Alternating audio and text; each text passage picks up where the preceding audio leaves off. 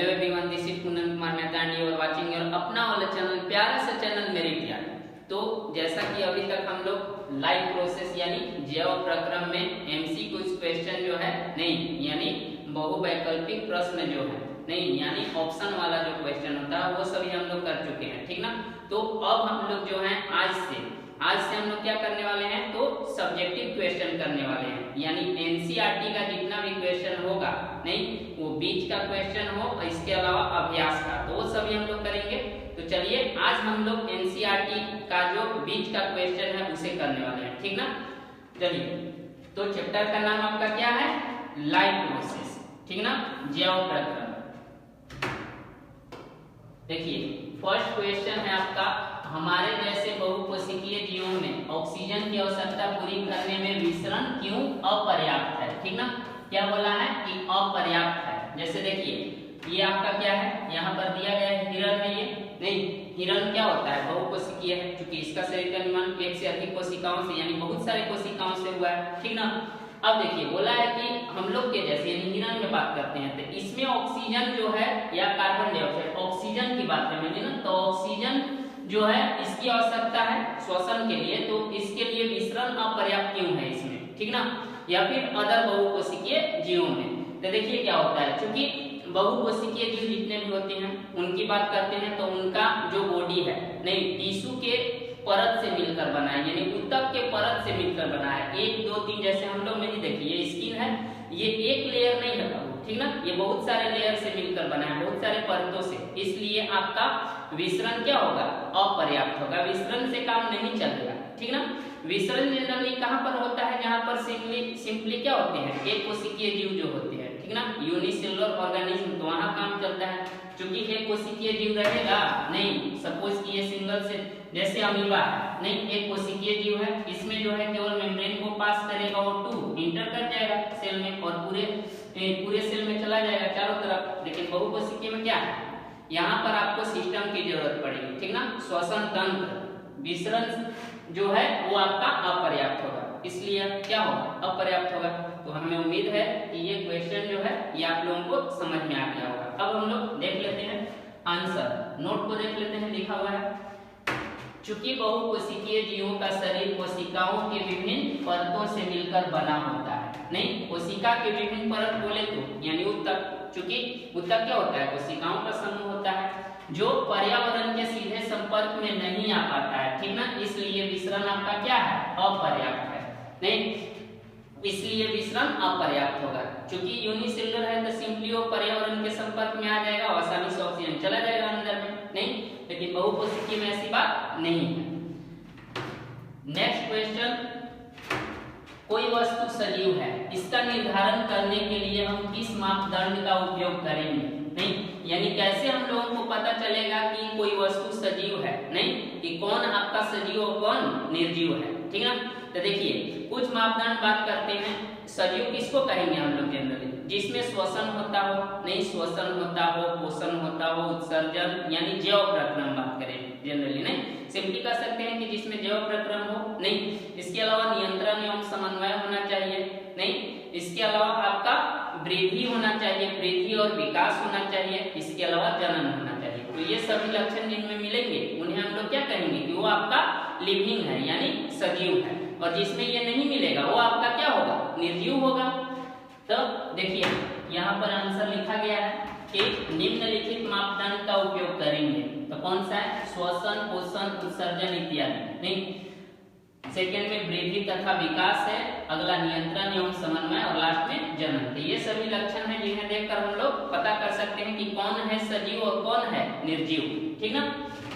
Next question है आपका, किसी जीव द्वारा किन कच्ची सामग्री का उपयोग किया जाता है, कोई भी जीव होगा तो उसके द्वारा कच्ची सामग्री के रूप में क्या उपयोग किया जाएगा, 3 चीज वही होगा, आपका ऑक्सीजन हो जाएगा यानी वायु की बात करते हैं, इसके अलावा भोजन होगा और आपका जल होगा नहीं, तो यही होगा।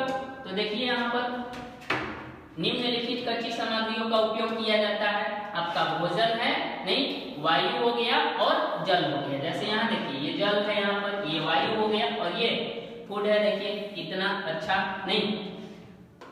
नेक्स्ट क्वेश्चन, जीवन के अनुरक्षण के लिए आप किन प्रक्रमों को आवश्यक मानेंगे? यानी जीवन को बनाए रखना है तो कौन सा प्रक्रम होना चाहिए शरीर में, एकदम अनिवार्य है। तो कौन सा प्रक्रम होगा? जैव प्रक्रम। क्या होगा? जैव प्रक्रम। तो देखिए आपका आंसर दिया गया है यहाँ पर नहीं कि जैव प्रक्रम को, ठीक ना। नेक्स्ट क्वेश्चन, स्वपोषी पोषण तथा विषम पोषी पोषण में क्या अंतर है? यानी ऑटोट्रोफिक न्यूट्रिशन और हेटेरोट्रोफिक न्यूट्रिशन, नहीं न्यूट्रिशन में अंतर क्या है? तो नाम में ही है स्वपोषी पोषण, यानी पोषण की वैसी विधि जिसमें सजीव अपना भोजन स्वयं संश्लेषित करते हैं, स्वपोषी पोषण कहलाएगा। विषम पोषी पोषण किसे कहेंगे? पोषण की वैसी विधि जिसमें सजीव अपना भोजन स्वयं न बनाकर किसी दूसरे जीवों पर निर्भर रहेगा, ठीक ना। इसके अलावा स्वपोषी पोषण के द्वारा प्राप्त करने वाले जीवों को नहीं, यानी वैसे जीव जो भोजन को इस विधि द्वारा प्राप्त करेंगे तो उन्हें हम लोग क्या कहते हैं? ऑटोट्रोप्स कहते हैं, यानी प्रोड्यूसर के नाम से भी जानते हैं इन्हें, नहीं। अब देखिए, तो स्वपोषी पोषण के द्वारा जो भोजन तैयार करते हैं जीव, नहीं या फिर जिन्हें प्राप्त होता है, तो उसे हम लोग प्रोड्यूसर कहते हैं। क्या कहते हैं? प्रोड्यूसर, यानी प्रोड्यूस करने वाले ऑटोट्रोप्स को प्रोड्यूसर के नाम से भी जानेंगे, यानी भोजन को क्या कर रहे हैं? तैयार कर रहे हैं, ठीक ना। इसके अलावा आपका जो विषम पोषी पोषण जिस जीव में होगा उनको हम लोग कंज्यूमर कहते हैं। कंज्यूमर यानी उपभोक्ता, उपयोग करने वाला, भोजन को ग्रहण करने वाला, ठीक ना। और इसके अलावा लास्ट आप लोग क्या दे सकते हैं? एग्जाम्पल दे सकते हैं। ऑटोट्रोप्स का एग्जाम्पल सभी हरे पेड़ पौधे और आपका शैवाल हो गया, नहीं, और कुछ जीवाणु भी हो सकते हैं जैसे आपका ब्लू ग्रीन एल्गी, नील हरित शैवाल, ठीक ना। और विषम पोषी पोषण में आपका कौन आएगा? सभी जीवाणु हो गए, नहीं। जैसे यहाँ देखिए दिखाया गया ना कि ऑटोट्रोफिक न्यूट्रिशन, ये प्लांट है तो इसमें क्या है कि ऑटोट्रोफिक न्यूट्रिशन होगा। बच्चे यहाँ देखिए प्यारे से कितने खेलते हुए है ना। इसके अलावा सपोज कि अगर फल वाला पेड़ है तो बच्चे क्या कर रहे हैं? वहां नजर गड़ाए हुए हैं, यानी पहुंच गए हैं अपना फल को ग्रहण करने के लिए, ठीक ना। अब देखिए यहाँ पर डिफरेंस दिया गया है स्वपोषी पोषण, विषम पोषी पोषण। तो फर्स्ट डिफरेंस, इनमें सजीव अपना भोजन स्वयं संश्लेषित करते हैं और इनमें सजीव अपना भोजन स्वयं संश्लेषित न कर दूसरे जीवों पर आश्रित रहते हैं। इनके द्वारा भोजन प्राप्त करने वाले जीवों को उत्पादक कहते हैं, यानी प्रोड्यूसर कहते हैं। इनके द्वारा भोजन प्राप्त करने वाले जीवों को उपभोक्ता यानी कंज्यूमर कहते हैं। प्रकाश संश्लेषण की प्रक्रिया होती है इसमें, नहीं प्रकाश संश्लेषण यानी भोजन बनाना है स्वयं तो क्या फोटोसिंथेसिस होना चाहिए, तो प्रकाश संश्लेषण इनमें होगा और प्रकाश संश्लेषण नहीं होता है, इनमें नहीं होगा। जैसे सभी हरे पेड़ पौधे तथा कुछ जीवाणु, जीवाणु में नील हरित शैवाल है और इसमें सभी जंतु। तो ये था आपका difference between autotrophic nutrition and heterotrophic nutrition. Hindi में स्वपोषी पोषण तथा विषम पोषी पोषण में अंतर। नेक्स्ट क्वेश्चन है आपका, प्रकाश संश्लेषण के लिए आवश्यक कच्ची सामग्री पौधे कहां से प्राप्त करते हैं? प्रकाश संश्लेषण फोटोसिंथेसिस की बात किया, ठीक ना। प्रकाश संश्लेषण होता क्या है? तो ये प्लांट में होने वाली यानी जितने भी ऑटोट्रोप्स होते हैं उनमें एक प्रोसेस होता है जिसके द्वारा प्लांट यानी ऑटोट्रोप्स जो है अपना भोजन स्वयं तैयार करते हैं, ठीक ना। यानी सभी हरे पेड़ पौधे तथा कुछ जीवाणु, नहीं यानी नील हरित शैवाल सूर्य की प्रकाश एवं क्लोरोफिल के उपस्थिति में जल तथा कार्बन डाइऑक्साइड का उपयोग करके अपना भोजन स्वयं तैयार करते हैं। ये होता है आपका प्रकाश संश्लेषण। तो क्या क्या चाहिए? चार चीज आपको चाहिए। आपको क्या चाहिए? सूर्य का प्रकाश चाहिए, कार्बन डाइऑक्साइड चाहिए, वाटर चाहिए और क्लोरोफिल चाहिए। तो क्वेश्चन में क्या था, कहां से प्राप्त करते हैं, ठीक ना। तो CO2 आपको वायुमंडल से या वातावरण से मिल जाएगा, ठीक ना। वाटर आपको भूमि से मिल जाएगा, नहीं। और अगला यानी क्लोरोफिल पौधों के पत्तियों में होता है और सनलाइट यानी सूर्य का प्रकाश आपको कहां से मिलेगा? सूर्यदेव, नहीं। देखिए यहाँ पर दिया गया है, निम्न स्थानों से प्राप्त करते हैं कार्बन डाइऑक्साइड यानी CO2 वातावरण या वायुमंडल से, जल यानी H2O मिट्टी या भूमि से, क्लोरोफिल पत्तियों से, पत्तियों बाबू पत्तियों यानी घरे वाला नहीं समझ लेना, ठीक ना। पत्ती की बात नहीं यानी लीफ की बात है, किसकी बात है? लीफ, ठीक ना। हस्बैंड वाला पत्ती नहीं है, ठीक। सूर्य का प्रकाश सूर्य से, ठीक, तो ये था आपका आंसर। नेक्स्ट क्वेश्चन, हमारे अमाशय में अम्ल की क्या भूमिका है? ठीक ना, अम्ल की भूमिका पूछा है कि क्या है। तो आप लोगों को पता ही होगा नहीं कि हमारे अमाशय में यानी स्टोमक में क्या होता है, एसिड पाया जाता है। कौन सा? HCl, hydrochloric acid. तो बोला है इसका भूमिका क्या है। देखिए बाबू, एसिड है ना, तो स्टोमक जैसे हम लोगों को कहीं भी जनरली ऑफर मिलता है बच्चों लोग को, तो क्या करते हैं, कुछ ज्यादा ही खींच लेते हैं। देखो बेचारा कष्ट में है, नहीं स्टोमक यानी आपका पेट जो है कष्ट में हो गया है, ठीक ना, तो ज्यादा नहीं खींचना है, लिमिट पर। अब देखिए, तो निम्नलिखित भूमिका है, क्या है, भोजन को अम्लीय बनाता है। चूंकि अम्ल है तो भोजन के साथ मिलेगा, यानी फूड के साथ मिलकर ये एसिडिक बनाएगा उसे। सेकेंड, रोगाणुओं को नष्ट करता है। बाहर से आने वाली यानी बाहर से भोजन के साथ जो भी रोगाणु आएंगे नहीं तो उनको क्या करेंगे, ये डिस्ट्रॉय करता है, ठीक ना, नष्ट करता है। जठर रस में उपस्थित एंजाइम पेप्सिनोजेन को सक्रिय करता है। तो पेप्सिनोजेन क्या है, ये आपका इनएक्टिव फॉर्म है, ठीक ना, यानी अभी सक्रिय नहीं है, असक्रिय है। अब ये एक्टिव फॉर्म में जब जाएगा तो ये कन्वर्ट हो जाता है आपका पेप्सिन में। इसमें कन्वर्ट हो जाएगा पेप्सिन में, तब ये प्रोटीन को डाइजेस्ट करता है, नहीं तब काम करता है। तो ये था आपका आंसर। नेक्स्ट क्वेश्चन, पाचक एंजाइमों का क्या कार्य है? कार्य पूछा गया है, ठीक ना, पाचक एंजाइम नाम में है, नहीं आंसर इसका।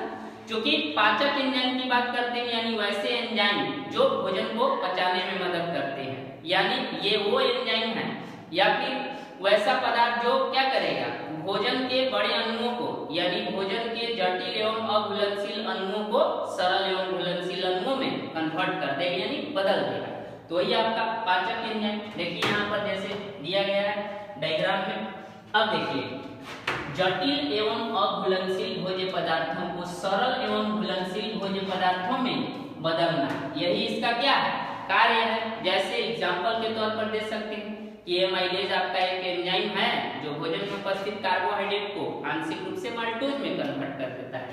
यानी कार्बोहाइड्रेट जो है, कार्बोहाइड्रेट नहीं, ये आपका क्या है, एक कॉम्प्लेक्स फॉर्म है।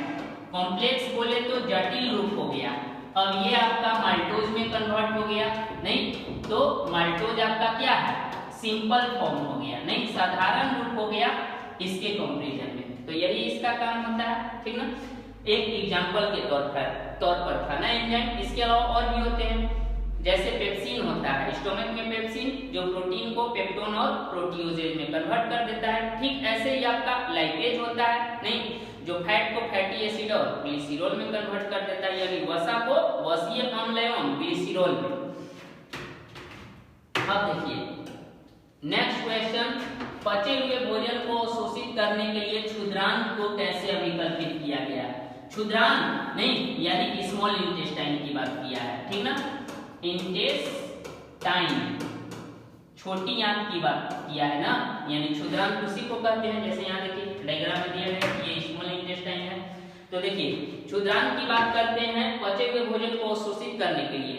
तो क्षुद्रांत जो है, नहीं हम लोग यानी जितने भी एनिमल्स जनरली होते हैं, बात करें तो जनरली ह्यूमन की, हम नहीं तो ह्यूमन के बारे में बोला गया है। तो इसका यानी ह्यूमन का जो आपका क्षुद्रांत होता है उसका लंबाई लगभग 6.5 मीटर का होता है, ठीक ना।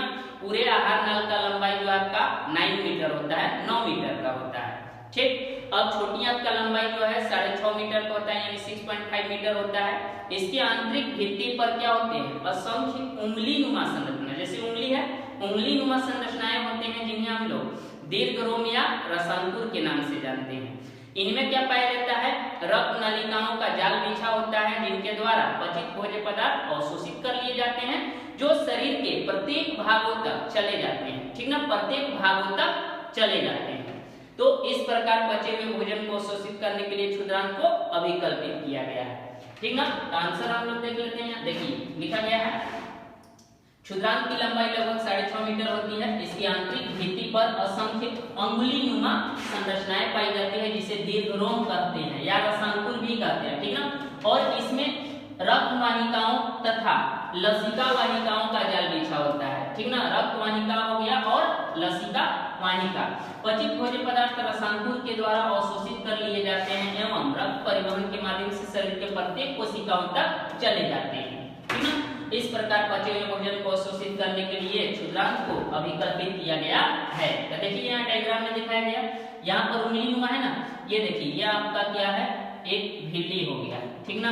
झिल्ली बोले तो क्या है, ये आपका है रसायनपुर या दीर्घ। अब इसी के अंदर देखिए ये क्या है, रेड रेड यहाँ पर दिखाएंगे ना, ब्लड वेसल्स है नहीं, यानी आर्टरीज एंड वेन। इसके अलावा सेंटर में देखिए येलो कलर का दिखाया गया, येलो कलर का वेसल्स है जिसे हम लोग लिम्फ वेसल्स कहते हैं, यानी लसिका वाहिकाएं, जिसके द्वारा फैट का एब्जॉर्प्शन होता है, यानी फैट का डाइजेशन होता है, यानी वसीय अम्ल और ग्लिसरॉल, तो उसका अवशोषण उसके द्वारा होता है, ठीक ना। तो ये था आपका आंसर।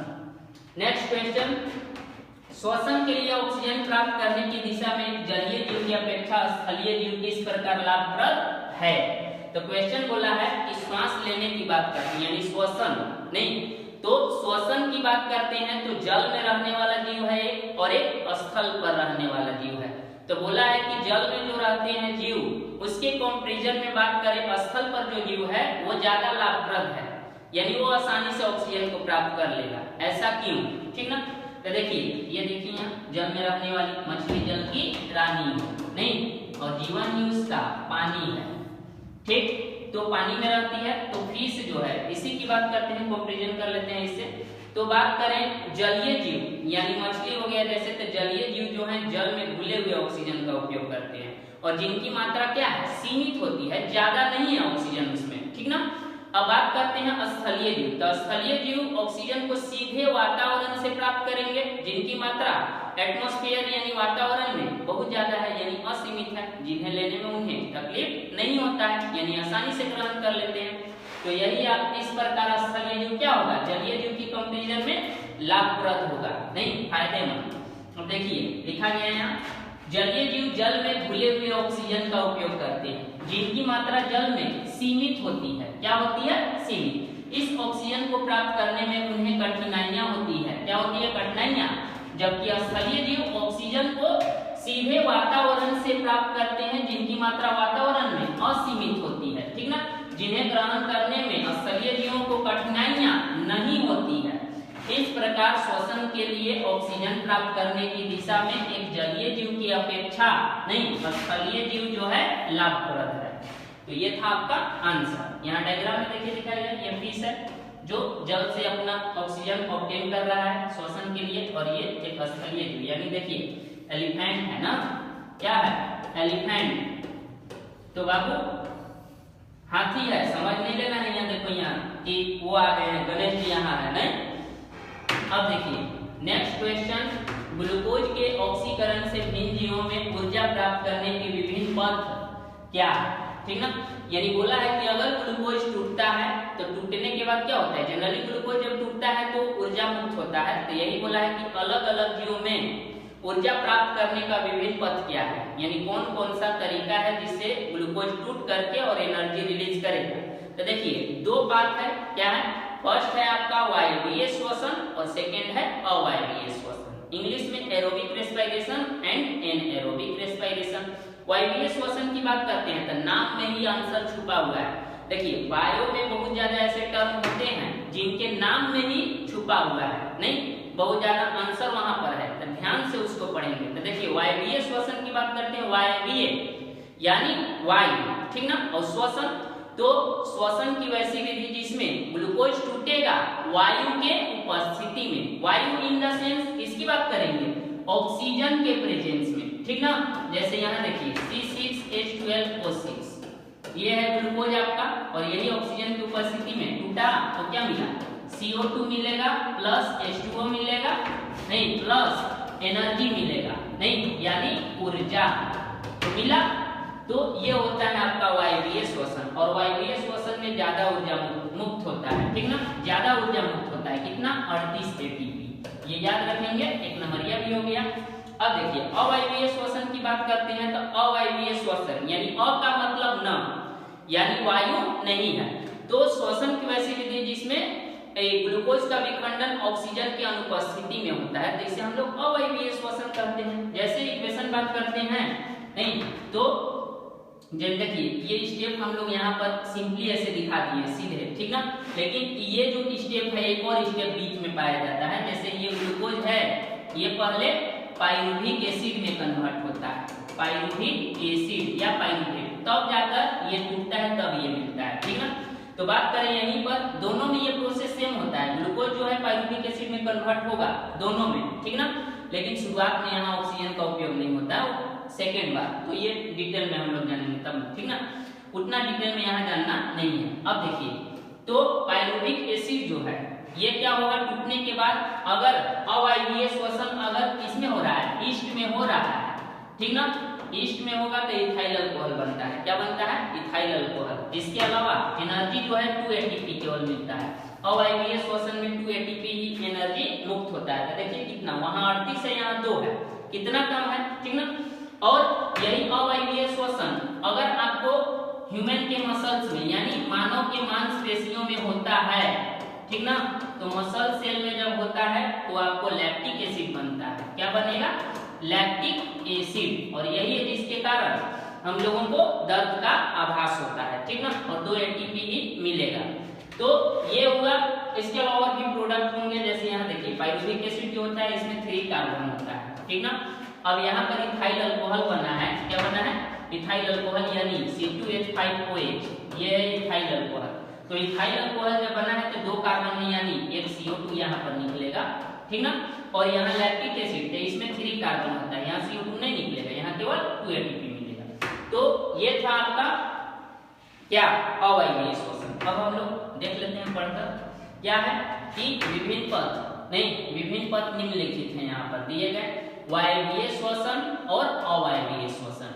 श्वसन की वैसी विधि जिसमें ग्लूकोज का विखंडन वायु के उपस्थिति में होता है, तो इसे हम लोग वायवीय श्वसन कहते हैं। और अवायवीय श्वसन, श्वसन की वैसी विधि जिसमें ग्लूकोज का विखंडन ऑक्सीजन के अनुपस्थिति में होता है, तो इसे हम लोग अवायवीय श्वसन कहते हैं। यही था, नहीं अगर अगर देना चाहते हैं तो यहाँ पर इक्वेशन दे सकते हैं दोनों का, ठीक ना। अब देखिए यहाँ पर देखिए, ये आपका बैक्टीरिया दिया गया है, ठीक ना, क्या है, बैक्टीरिया यानी जीवाणु, नहीं जीवाणु है। इसके अलावा ये आपका माइटोकॉन्ड्रिया दिया गया है, माइटोकॉन्ड्रिया, इसी में एरोबिक रेस्पिरेशन होता है, वायवीय श्वसन। तो बात करते हैं वायवीय श्वसन जनरली आपको किसमें देखने को मिलता है, जितने भी जंतु होते हैं, इसके अलावा प्लांट हैं तो उनमें मिलते हैं। और बात करें अवायवीय श्वसन तो माइक्रो ऑर्गेनिज्म यानी बैक्टीरिया एंड फंगी, यानी बैक्टीरिया यानी जीवाणु और कवक में देखने को मिलता है अवायवीय श्वसन जनरली। नेक्स्ट क्वेश्चन है, मनुष्य में ऑक्सीजन तथा कार्बन डाइऑक्साइड का परिवहन कैसे होता है, परिवहन की बात किया है, ठीक ना, ट्रांसपोर्ट कैसे होता है। तो देखिए बात करें ट्रांसपोर्ट की, नहीं यानी फेफड़ा से पूरे शरीर में आपका ऑक्सीजन और कार्बन डाइऑक्साइड, ऑक्सीजन कैसे जाता है और कार्बन डाइऑक्साइड पूरे शरीर से फेफड़ा तक कैसे आता है, ये बताना है। तो आप लोगों को पता होगा कि ऑक्सीजन और कार्बन डाइऑक्साइड का ट्रांसपोर्ट जो है ब्लड के द्वारा होता है, और ब्लड में भी एक क्या पाया जाता है, प्रोटीन पाया जाता है, जिसे हम लोग क्या कहते हैं, हीमोग्लोबिन कहते हैं। हीमोग्लोबिन जो है वो क्या होता है, यानी हीमोग्लोबिन जो है उसके द्वारा मैक्सिमम ज्यादातर ऑक्सीजन का परिवहन होता है, ठीक ना। इसमें जानना है वो ज्यादा कि 97% जो है ऑक्सीजन जो है वो हीमोग्लोबिन के साथ जुड़कर तब उसका परिवहन होता है, ठीक ना। और बाकी बच गए तो प्लाज्मा में घुल करके ही चले जाते हैं। और बात करें जब हो जाएगा पूरे शरीर में, अब वहां पर पूरे शरीर में जाने के बाद क्या होगा, ऑक्सीजन की उपस्थिति में ग्लूकोज टूटेगा तो CO2 बनेगा, ठीक ना। अब CO2 जो है टिश्यू से आ जाएगा ब्लड वेसल्स, और ब्लड वेसल से कहाँ आ जाएगा, कोशिका यानी कहाँ आपका आ जाएगा फेफड़ा में। तो फेफड़ा में आया CO2, तो उसको लाया कौन, तो ब्लड में जैसे इंटर करता है तो ब्लड में क्या होता है कि मैक्सिमम CO2 का ट्रांसपोर्ट, ज्यादातर कार्बन डाइऑक्साइड का ट्रांसपोर्ट यानी परिवहन जो है प्लाज्मा के द्वारा होता है। इसके द्वारा प्लाज्मा, और प्लाज्मा में भी बोले तो बाइकार्बोनेट आयन के फॉर्म में, ठीक ना, H3O- इस रूप में, क्योंकि CO2 जो है वाटर से अभिक्रिया करके क्या बना लेता है, यही बनाता है H+ और बाइकार्बोनेट आयन, तो इसी के रूप में होता है मैक्सिमम जनरली 70%, नहीं। अब बात करें 25% जो है RBC के थ्रू होता है, और बाकी जो है प्लाज्मा में घुल करके होते हैं। तो इस प्रकार परिवहन होता है इनका, ठीक है। अब हम लोग देख लेते हैं, देखिए आंसर निम्न तरीके से परिवहन होता है। अत्यधिक ऑक्सीजन रक्त में उपस्थित आरबीसी के माध्यम से शरीर के प्रत्येक कोशिकाओं तक पहुंचता है तथा ऑक्सीजन की बहुत कम मात्रा, ठीक ना, कम मात्रा रक्त में घुलकर कोशिकाओं तक पहुंचता है, यानी ज्यादा जो है आरबीसी के द्वारा और घुलकर कम। अब बात करते हैं सेकेंड है अत्यधिक कार्बन डाइऑक्साइड, CO2 जो है आपका कोशिकाओं से, कहां, कोशिका से ना, रक्त में घुलकर, ठीक ना, घुलकर होगा, घुलकर, ठीक, घुलकर फेफड़ों तक पहुंचता है तथा CO2 की बहुत कम मात्रा आरबीसी के द्वारा फेफड़ों तक पहुंचता है। तो ये अपोजिट हो गया, ठीक ना। तो ये था आपका आंसर।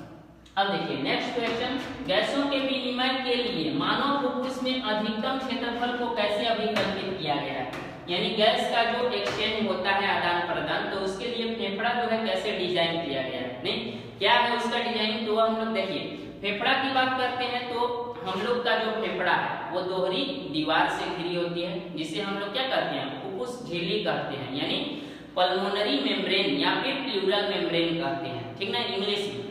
अब देखिए फेफड़ा जो है, हमारे फेफड़े में बात करें तो कोशिकाएं गुब्बारे की जैसी संरचनाएं होते हैं जिन्हें हम लोग कोशिका कहते हैं, ठीक ना। यदि इनके क्षेत्रफल को, अगर सतही क्षेत्रफल को बढ़ाया जाए यानी फैला दिया जाए पूरी तरह, तो ये लगभग 80 वर्ग मीटर स्क्वायर क्षेत्र को ढक लेंगे, यानी बोले तो स्पेशली एक नेट के आकार का, नहीं जैसे ये देखिए इतना बड़ा तो कॉमन है कि इतना से थोड़ा सा ज्यादा, यानी नेट जो होता है वॉलीबॉल खेलने वाला, तो उसकी बात करें उतना एरिया जो है कवर कर लेगा। तो इस प्रकार यानी ऑक्सीजन जब उसमें इंटर करता है कोशिका में तो आपका वॉल्यूम जो है वो क्या हो जाएगा, बढ़ जाएगा, और वॉल्यूम बढ़ने के कारण कोशिका जो है रक्त नलिका के संपर्क में आ जाता है। जैसे देखिए ये कोशिका है, ठीक ना, और ये इसका ब्लड वेसल्स है। अब जैसे ही ऑक्सीजन इंटर किया तो वॉल्यूम बढ़ गया, वॉल्यूम बढ़ने के बाद ऑक्सीजन क्या होगा, डिफ्यूज होकर के ब्लड वेसल्स में आ जाएगा, इसमें आ जाएगा। ये आपका क्या है, रक्त की नली, ठीक ना, ब्लड वेसल्स है, और ब्लड वेसल से CO2 उसी टाइम क्या होगा, डिफ्यूजन के थ्रू ये प्रोसेस होता है, यानी विसरण के कारण, क्योंकि CO2 इसमें ज्यादा होगा, अब CO2 इधर से इधर चला जाएगा, और जब यहाँ पर प्रेशर लगाएगा फेफड़ा में, नहीं जब इंटर करेगा तो अब यहाँ पर CO2 का लेवल ज्यादा हो गया कोशिका यानी फेफड़ा में, और बाहरी वातावरण में कम, तो CO2 बाहर चला जाएगा, ठीक ना। इस प्रकार डिजाइन किया गया। अब देखिए आंसर को देख लेते हैं। मानव के फेफड़ों में लगभग लाखों कोशिकाएं पाई जाती है। यदि कोशिकाओं के सतह को फैला दिया जाए तो यह लगभग 80 वर्ग मीटर नहीं क्षेत्रफल को घेर लेगी। जब ऑक्सीजन कोशिका में प्रवेश करती है तो इसका सतही क्षेत्रफल बढ़ जाता है, नहीं, और क्षेत्रफल बढ़ जाने के कारण कोशिका रक्त नलिका के संपर्क में आ जाता है। फलस्वरूप कोशिका से ऑक्सीजन यानी O2, ठीक ना, O2 आपका रक्त नलिका में तथा CO2 कोशिका से रक्त नलिका में चला जाता है, यानी आपका कोशिका से ऑक्सीजन जो है रक्त नलिका में और रक्त नलिका से CO2 जो है आपका कोशिका में चला जाता है। तो इस प्रकार गैसों के विनिमय के लिए यानी एक्सचेंज के लिए मानव फुफ्फुस के में अधिकतम क्षेत्रफल को अभिकल्पित किया गया है। तो ये था आपका आंसर। अब देखिए नेक्स्ट है आपका क्वेश्चन, मानव में वहन तंत्र के घटक कौन से हैं, इन घटकों के क्या कार्य हैं, यानी कौन कौन से कंपोनेंट होते हैं सर्कुलेटरी सिस्टम के और इनका फंक्शन बताना है। तो देखिए यहाँ पर देखिए एक सर्कुलेटरी सिस्टम दिखाया गया है, सही नहीं। अब देखिए बात करें तो मेनली 3 होता है। कौन कौन कंपोनेंट है, तो आपका एक ब्लड होता है यानी रक्त होता है, इसके अलावा ब्लड वेसल्स यानी रक्त वाहिनियां होता है, और आपका हार्ट होता है, नहीं यानी हृदय। यही 3 है।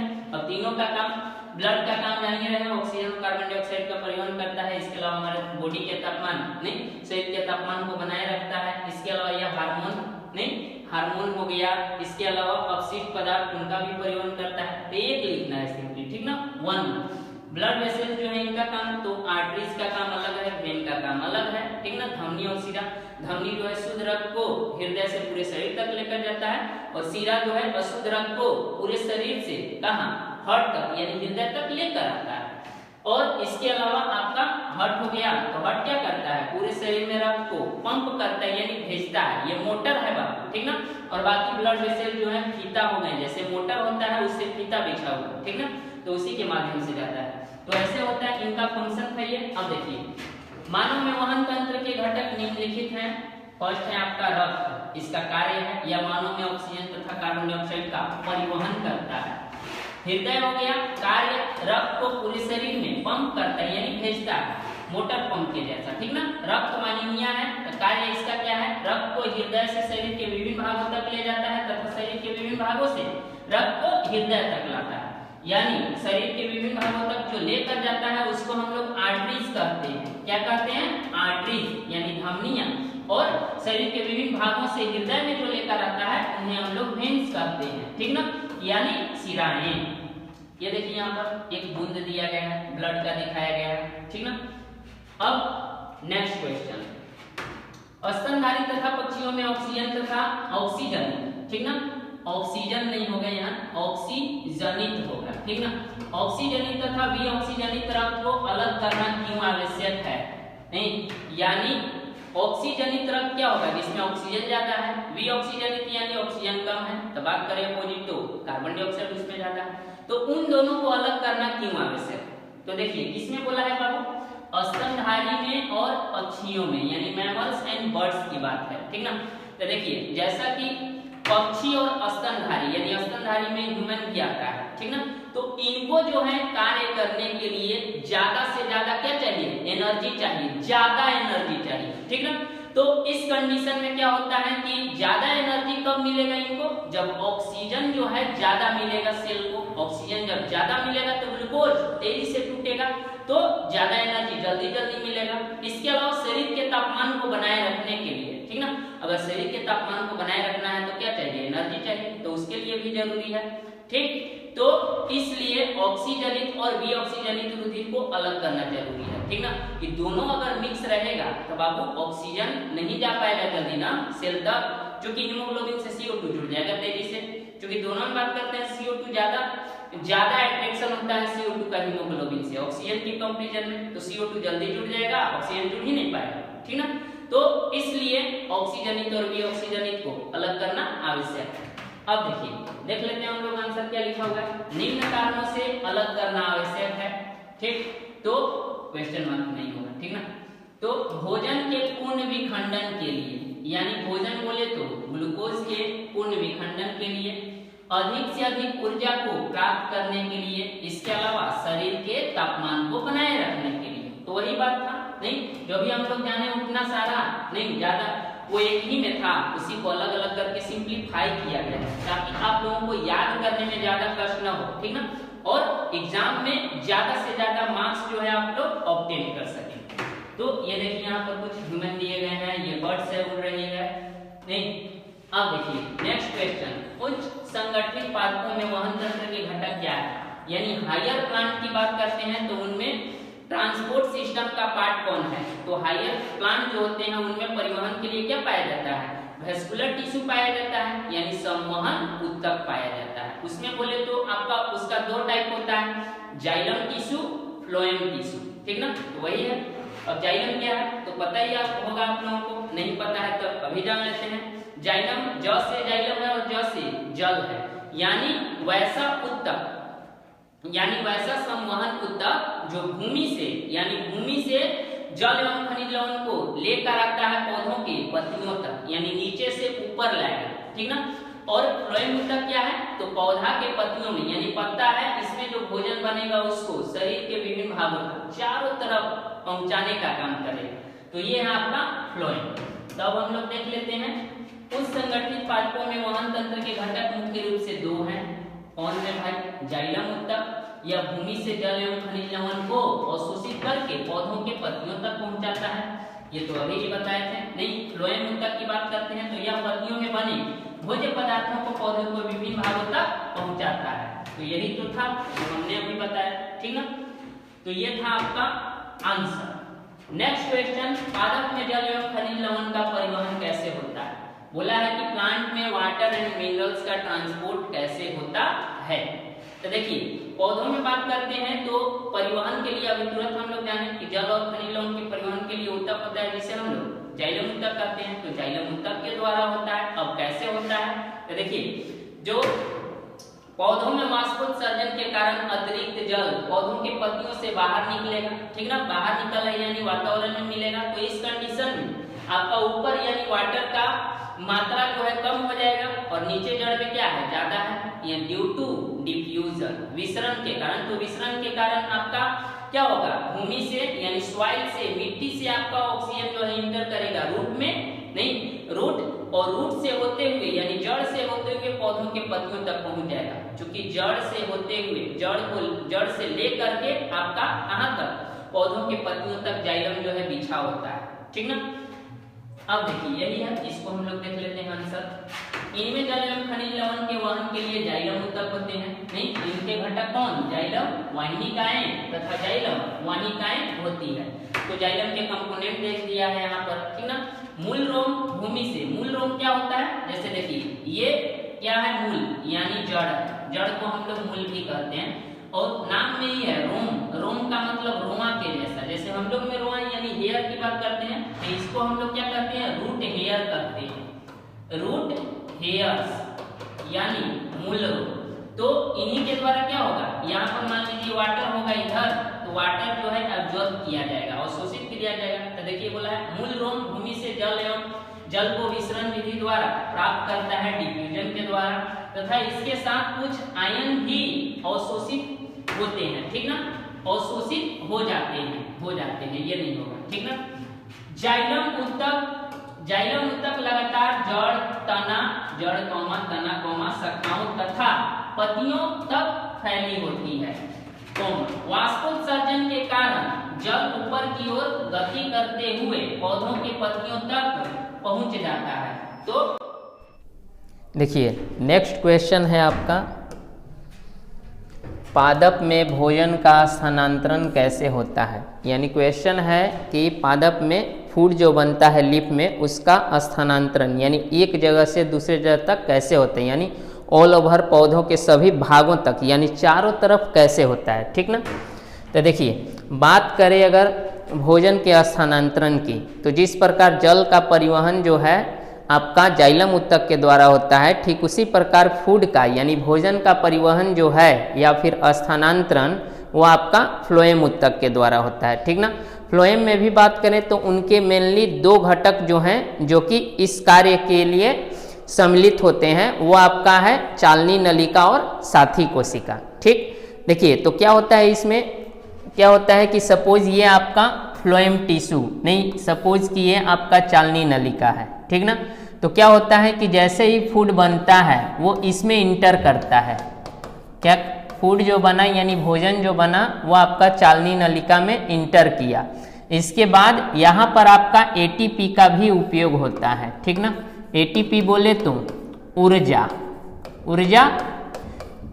का भी उपयोग होता है। तो जैसे ही फूड इंटर करेगा यहाँ पर साइड में क्या होते हैं कि जाइलम पाया जाता है, जाइलम के कंपोनेंट है।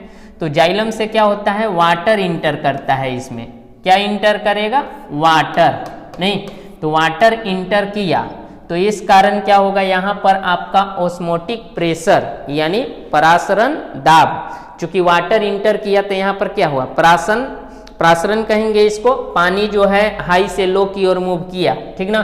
तो इसमें फूड आ जाता है, भोजन आ जाता है, यानी ग्लूकोज बनता है लीफ में भले ही, लेकिन इसका जो परिवहन होता है वो शुगर के रूप में यानी सुक्रोज के रूप में होता है, ये याद रखेंगे, ठीक ना, चीनी के रूप में। तो यही चूंकि ये चीनी क्या है, एक प्रकार का ये आपका सोल्यूट हो गया, ठीक ना, विलेय है। अब ये ज़्यादा है, यहाँ पर पानी कम है, तो इसलिए पानी यहाँ से इंटर कर जाता है। तो इंटर करने के बाद जैसे ही पानी इसके अंदर जाएगा परासरण दाब बढ़ जाएगा और उसके कारण जो फूड है वो आगे बढ़ने लगेगा और भोजन जो है आपका परासरण दाब के कारण नहीं पौधों के पत्तियों से शरीर के प्रत्येक भागों तक यानी प्लांट बॉडी के प्रत्येक पार्ट तक चला जाता है, ठीक ना। तो ये था आपका आंसर। तो अब हम लोग देख लेते हैं इसे, लिखा हुआ क्या है यहाँ पर आपका, पादप में भोजन का स्थानांतरण फ्लोएम उत्तक के घटक चालनी नलिका तथा साथी कोशिका के द्वारा होता है, ठीक ना। पत्तियों में बना भोजन फ्लोएम उत्तक के घटक में प्रवेश करता है, ठीक, और भोजन के वहन के लिए ऊर्जा का भी प्रयोग किया जाता है। जैसे ही भोजन फ्लोएम ऊतक में प्रवेश करता है, इसके अंदर परासरण दाब क्या बढ़ जाता है, परासरण दाब क्या हो जाएगा, बढ़ जाएगा, जिसके कारण भोजन उच्च दाब से निम्न दाब की ओर यानी हाई प्रेशर से लो प्रेशर, यहां पर ज्यादा जहां इंटर किया तो यहां पर परासरण बढ़ा तो इधर कम होगा, तो यहां हाई से लो की ओर मूव करने लगेगा, की ओर गति करने लगता है और पूरे पौधों में चला जाता है और शरीर के प्रत्येक भागों तक चला जाता है। तो ये था आपका आंसर, ठीक ना। अब हम लोग नेक्स्ट क्वेश्चन देख लेते हैं। नेफ्रॉन की रचना एवं क्रिया विधि का वर्णन कीजिए, ठीक ना। नेफ्रॉन की बात किया है। नेफ्रॉन क्या है, एक प्रकार का कोशिका होता है जो किडनी के अंदर यानी वृक्क में पाया जाता है। तो इसका स्ट्रक्चर की बात किया है, तो देखिए यहाँ पर स्ट्रक्चर दिया गया है नेफ्रॉन का, ठीक ना। ये हम लोग देखिए रचना में बात करें तो रचना कौन कौन से स्ट्रक्चर है, तो देखिए यहाँ पर क्या होता है, एक प्याले नुमा स्ट्रक्चर है, ये देखिए प्याला नुमा स्ट्रक्चर है, इसे हम लोग क्या कहते हैं, बोमन कैप्सूल कहते हैं, हिंदी में बोमन संपुट कहते हैं। इसके बाद क्या होता है, यहाँ के बाद ये देखिए इधर अटैच है और इधर नली निकला हुआ है, ज्यादा सा कुंडलित भाग होता है जिसे हम लोग पीसीटी कहते हैं, प्रोक्सिमल कॉन्वोल्यूटेड टिब्यूल, और हिंदी में समीपस्थ कुंडलित नलिका। और इसके बाद ये आपका यहाँ से लेकर के और यहाँ देखिए येलो कलर का जो टिब्यूल है, नहीं यहाँ तक ये क्या होता है, इसे हम लोग कहते हैं हेनलेज लूप, हेनलेज लूप यानी हेनले का चाप, ठीक ना। इसके बाद यहाँ पर पुनः कुंडलित नली होता है, कुंडलित नली है जिसे हम लोग कहते हैं DCT, DCT distal convoluted tubule, नहीं, और इसे हम लोग कहते हैं दूरस्थ कुंडलित नलिका। और इसके बाद ये अटैच होता है यानी ये जुड़ता है आपका जिस नली से, उसको हम लोग कहते हैं कलेक्टिंग डक्ट। जैसे ये हो गया क्या, कलेक्टिंग डक्ट यानी संग्रहक नली, संग्रहक नली हो गया। इसके अलावा ये आपका जो बोमेन कैप्सूल है, ये देखिए ऐसा प्याले नुमा होता है बोमेन कैप्सूल। अब इसमें क्या पाया जाता है कि आपका ब्लड वेसल्स पाया जाता है, नहीं, यहाँ पर आपका ऐसा गुच्छा पाया जाता है ब्लड वेसल्स का, जिसे हम लोग कहते हैं ग्लोमेरुलस। क्या कहते हैं, ग्लोमेरुलस।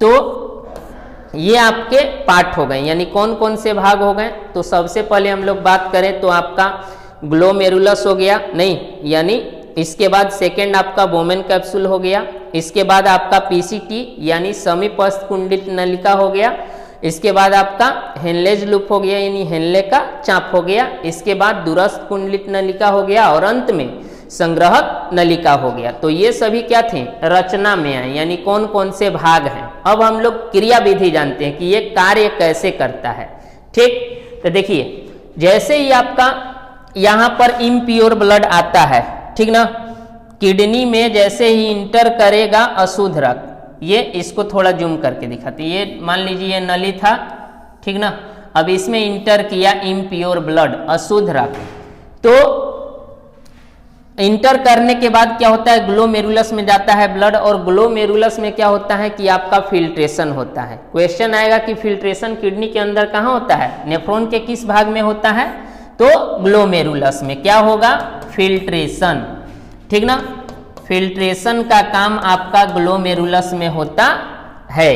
अब देखिए फिल्ट्रेशन में होता क्या है, जितने भी अपशिष्ट पदार्थ यानी एक्सक्रीटरी प्रोडक्ट जो हैं, उत्सर्जी उत्पाद जैसे यूरिया, यूरिक एसिड, ये सभी जो हैं फिल्टर होकर यानी छन करके आपका ग्लोमेरुलस में इंटर करते हैं, वहां से ग्लोमेरुलस से आपका इंटर करते हैं बोमन संपुट में, यहाँ से छन जाएंगे और ये सभी जो है एक्सक्रीटरी प्रोडक्ट इंटर कर जाएंगे आपका किसमें, पुट में, इंटर करेंगे कहाँ, बोमन संपुट में। अब बोमन संपुट में आने के बाद क्या होता है कि बोमन संपुट में जैसे ही इंटर करता है, इसके बाद ठीक उसी समय क्या होता है कि कुछ शुद्ध चीज यानी बॉडी के लिए जो लाभदायक है यानी बेनिफिशियल चीज वो भी इंटर कर जाते हैं साथ साथ।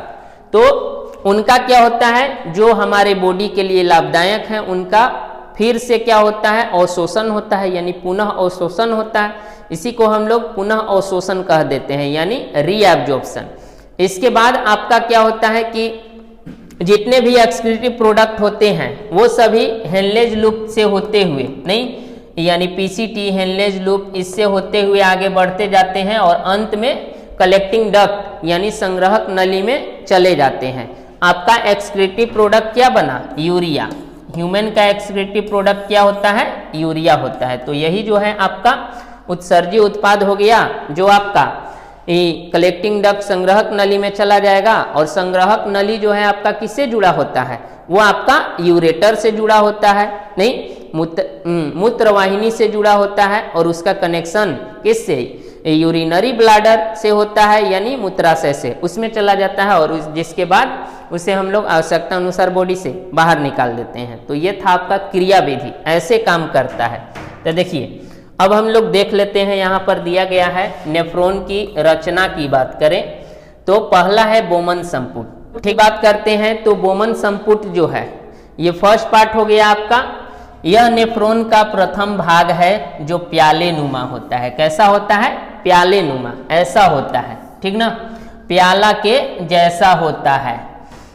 इसके बाद दूसरा है समीपस्थ कुंडलित नलिका। यह कुंडलित नली नुमा रचना है जो बोमन संपुट से जुड़ा होता है। तो बोमन संपुट से जुड़ा हुआ, तो देखिए ये ऐसा बोमन संपुट हो गया। अब यहीं पर क्या होता है? ऐसा कुंडलित नली पाया जाता है और जिसे हम लोग क्या कहते हैं? पीसीटी कहते हैं, समीपस्थ कुंडलित नलिका। हेनलेज का चाप। इसके बाद आता है यह नेफ्रॉन का सबसे लंबा भाग। सबसे लंबा भाग जो है हेनलेज का चाप होता है, ठीक ना। जैसे डायग्राम में दिखाया गया था अभी कि यह आपका येलो वाला नहीं, यहां से लेकर के यहां तक पूरा जो है हेनलेज लूप है, ठीक। अब नेक्स्ट है दूरस्थ कुंडलित नलिका। यह भी कुंडलित नली है, यह भी क्वाइल्ड पोर्शन होता है जो संग्रहक नली को हेनलेज चाप से जोड़ता है। यानी ये दोनों को जोड़ता है, संग्रहक नली को और हेनले के चाप को, दोनों को एक साथ जोड़ता है। इसके बाद लास्ट है आपका संग्रहक नली। तो यह क्या होता है? यह जो है यह नली नुमा संरचना है जो सभी नेफ्रॉन से जुड़ा होता है, यानी जितने भी नेफ्रॉन हैं सब से जुड़ा होता है। कौन? कलेक्टिंग डक्ट यानी संग्रहक नली। तो ये था क्या? नेफ्रॉन का रचना। अब हम लोग इसके क्रिया विधि को समझ लेते हैं। तो देखते हैं क्रिया विधि क्या लिखा हुआ है। क्रिया विधि, ठीक ना, वर्क कैसे करेगा, कार्य कैसे करता है नेफ्रॉन। तो पहला है छानन, नहीं, यानी इसमें क्या होता है? फिल्ट्रेशन की बात करते हैं। तो रक्त कोशिका गुच्छ में ऑफरेंट धमनी, ठीक ना, यहां धमनी होगा, धमनी, ऑफरेंट धमनी द्वारा प्रवेश करता है। जैसे यहां पर दिखाया गया था अभी कि ये आपका ग्लो में ये आपका बोमन संपुट है, यहाँ पर क्या? कोशिका गुच्छ। तो जिस ब्लड वेसल्स के थ्रू इंटर करता है इसको हम लोग ऑफरेंट आर्टेरियोल कहते हैं और हिंदी में ऑफरेंट धमनी कहते हैं। तो इंटर करेगा इसके थ्रू। इसके बाद यहाँ रुधिर का शुद्धिकरण होता है, फिल्ट्रेशन होता है। इसके फल स्वरूप यूरिया, यूरिक अम्ल, लवण, जल इत्यादि छनकर, ठीक ना, क्या होगा? छनकर। अब छनकर बोमन संपुट में आ जाते हैं। इसके बाद बताया था अभी के बाद ये सब कहाँ आ जाएंगे? बोमन संपुट में आ जाएंगे। इसके बाद यहाँ है पुनः अवशोषण। तो पुनः अवशोषण यानी रीअब्जॉर्प्शन।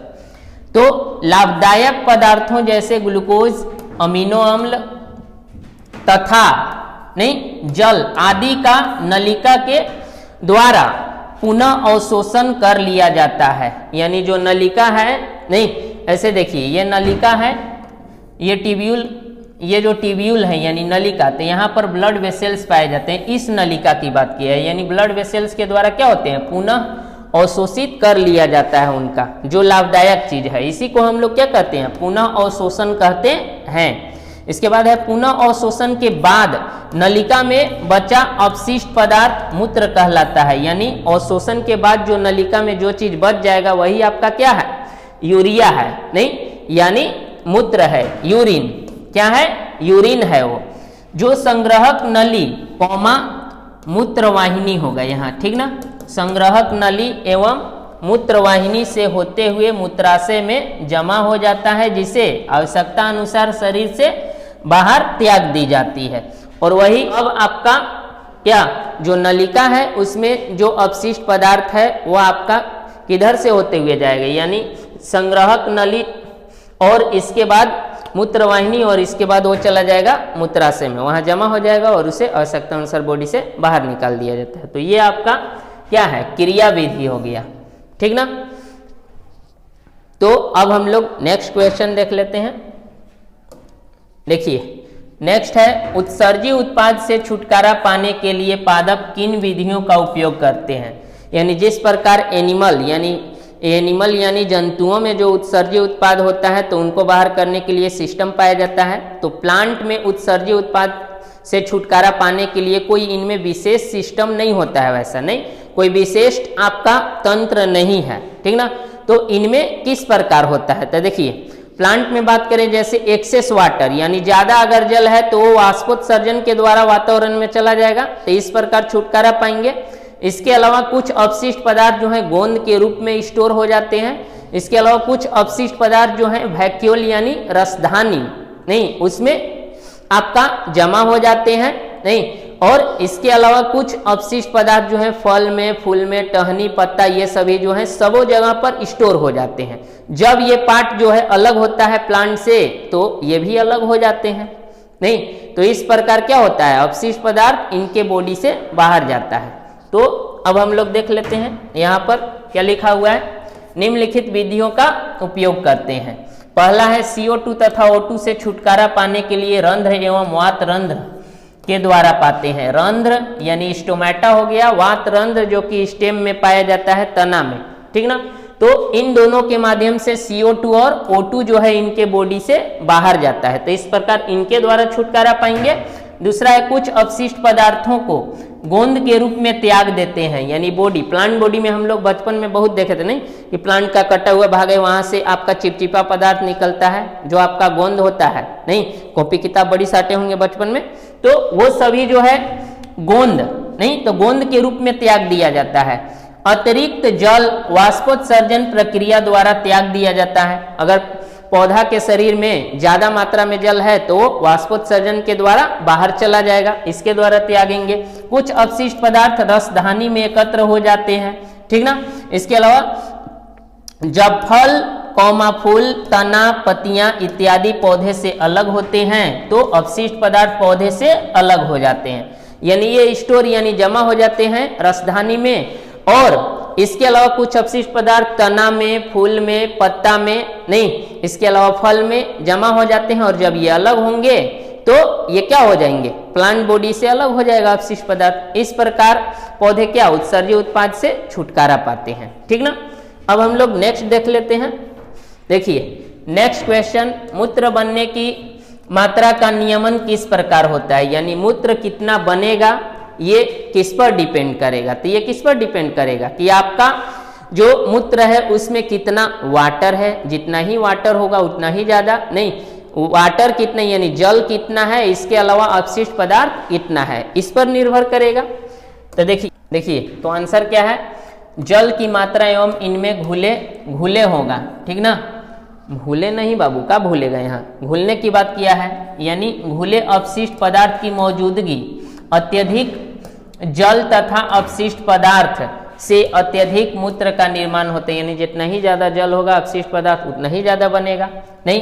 कमजोर नहीं होगा बाबू, यहाँ जोर कहाँ से आ जाएगा, जोर लगाना थोड़े ना है, कम होगा, कम जल होगा, ठीक ना। कम जल एवं अपशिष्ट पदार्थ से कम मूत्र का निर्माण होगा, बस डायरेक्टली प्रोपोर्शनल है बाबू, नहीं कि ज्यादा पानी तो ज्यादा यूरिन बनेगा, इसके अलावा कम पानी तो कम बनेगा, ठीक ना। तो ये था आपका आंसर।